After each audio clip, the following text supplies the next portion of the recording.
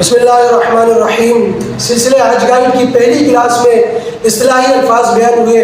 اب اس سلسلے کی دوسری کلاس اور بالکل ہی مختصر سی کلاس میں ہم عمرہ کے افعال، حج کے افعال اور صرف افعال بیان کریں گے مختصر طور پر۔ باقی جو تفصیل ہے ہر ایک کی الگ تفسیر ہے، مکمل طریقہ کار ہے، سنت و مستحبات ہے، یہ بعد میں ہم ہر ایک کے علیحدہ علیحدہ بیان کریں گے۔ اب صرف عمرہ کے اور حج کے تینوں قسموں کے صرف افعال مختصر طور پر ترتیب وار ہم بیان کریں گے۔ تو عمرہ کے صرف 4 افعال ہیں، یہ 4 افعال آپ نے ادا کر لیے، سمجھو آپ کا عمرہ ادا ہو گیا۔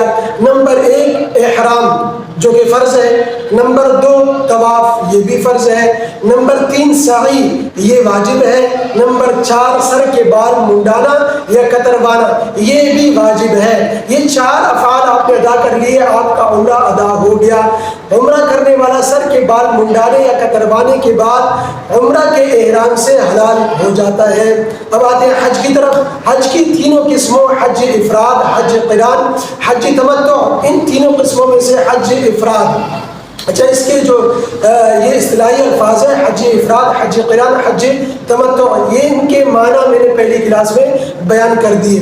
حج افراد یعنی صرف حج کا احرام باندھنے والا، صرف حج کرنے والا۔ تو حج افراد کے 11 افعال ہیں، حج افراد کے 11 افعال ہیں۔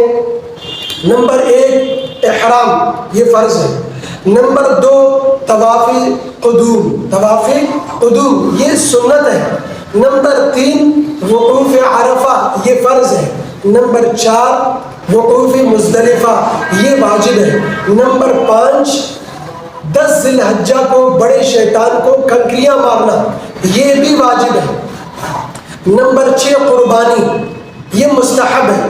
یہ ذہن میں رکھیں، یہ میں حج افراد کے افعال بیان کر رہا ہوں۔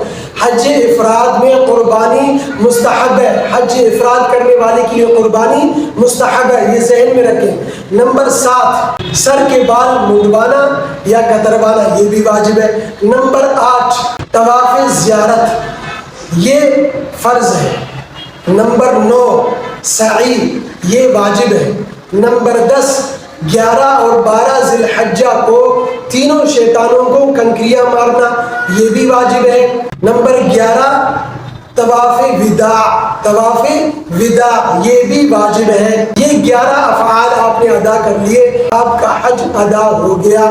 اچھا حج افراد کرنے والا حج کی سعی طواف قدوم کے بعد بھی کر سکتا ہے۔ اس صورت میں طواف قدوم میں رمل اور استباع بھی کریں، مگر افضل یہ ہے کہ طواف زیارت کے بعد حج کی سعی کریں۔